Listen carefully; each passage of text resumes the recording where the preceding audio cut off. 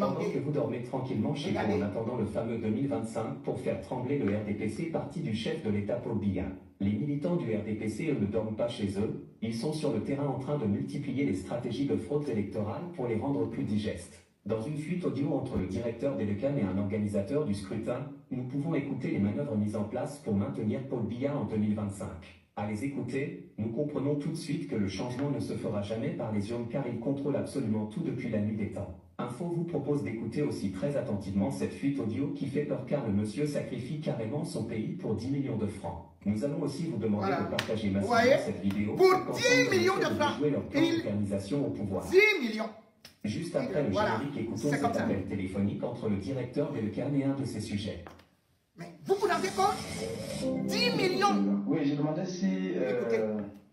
Monsieur Amand, je demandais que si au niveau de Elecan, vous avez, à votre niveau, est-ce que vous avez pris les dispositions? C'est faux opposants. Ils n'ont même pas dénoncé ça. Le bureau de vote.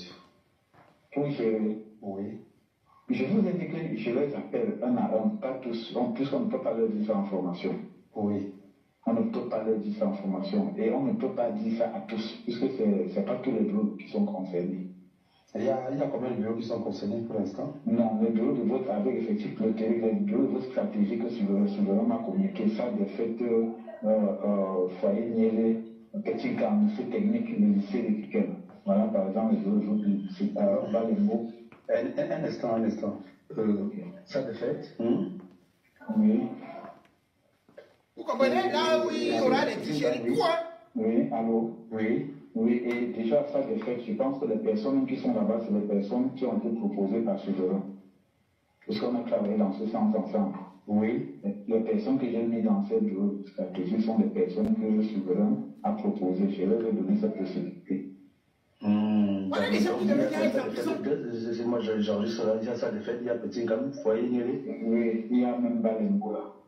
Balembo, oui. Oui. Oui, et comme maternelle de quelqu'un. Et comme maternelle de quelqu'un? Le lycée de quelqu'un. Un instant, pardon. Et le lycée? Oui, le lycée technique. Lycée technique? Oui, on a le bureau de vote stratégique. Ça sont les bureaux de vote stratégique? Pardon. Oui, ici c'est stratégique, n'est-ce pas? Ok.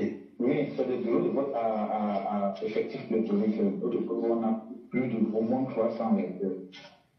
400 électeurs. Et dans ces bureaux de vote, la majorité, je dis bien, c'est vos gens, les personnes proposées par Souverain qui sont là-bas. Le cahier, le finalisage, le chef d'agence, j'ai tout fait que ces gens soient maintenus, ne soient pas changés. Ok.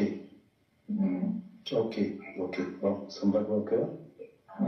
Ça me va au cœur et que ces gens ne soient pas changés. Et qu'est-ce que vous avez prévu là? Vous avez prévu qu'ils puissent faire comment concrètement pour remplacer la faveur en notre faveur du RDPC?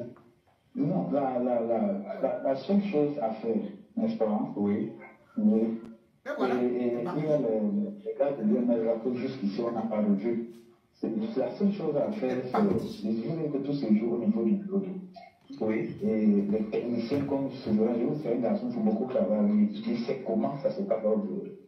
Oui. C'est aller à une certaine heure, les gars voient la tendance. Je veux dire le nombre de votants déjà, une certaine heure. Oui. Oui, et ils sauront qu'est-ce qu'il y a lieu de faire. Quand vos gars, puisque vous avez les superviseurs sur le terrain qui sont non, les souverains là, à une certaine heure, ils passent dans les bureaux stratégiques et ils font un peu la tendance. Bon, moi, ils seraient sur le terrain. On demande, pour savoir la tendance, c'est pas une certaine heure, ça veut dire qu'ils voient déjà le nombre de margements pour avoir une idée de ceux qui ont déjà effectivement voté. Avec l'effectif, avec le nombre d'électeurs qu'on a dans le bureau, on saura combien ont déjà voté, combien n'ont pas encore voté. Alors, qu'est-ce qu'on peut faire avec ça? Maintenant, le problème, c'est quoi? On va jouer sur l'heure. À quelle heure est-ce qu'on peut jouer? Parce que la rumeur pour que les gars qui veulent boycotter les élections, le MSC, vous comprenez? Oui, il y a une stratégie qu'ils ont mis en place. Je vais vous dévoiler la stratégie, puisqu'on nous a dit ça en réunion l'autre jour. Entre 16h, 18h et 4 mois et quart, on nous a dit que les gars vont venir dans le bureau.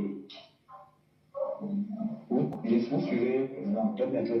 Oui, on nous a dit que les gars vont venir dans le bureau. Les gars du MSC. qu'ils vont venir dans le bureau de vote et ils vont faire semblant de voter. C'est-à-dire qu'ils vont ramasser les bulletins normalement comme quelqu'un qui est venu normalement voter. Ils vont ramasser les bulletins, aller dans l'isoloir, soit ils versent tous les bulletins dans la poubelle, ils viennent lancer l'enveloppe vide, soit ils mettent tous les bulletins dans l'enveloppe, ils viennent lancer dans l'eau.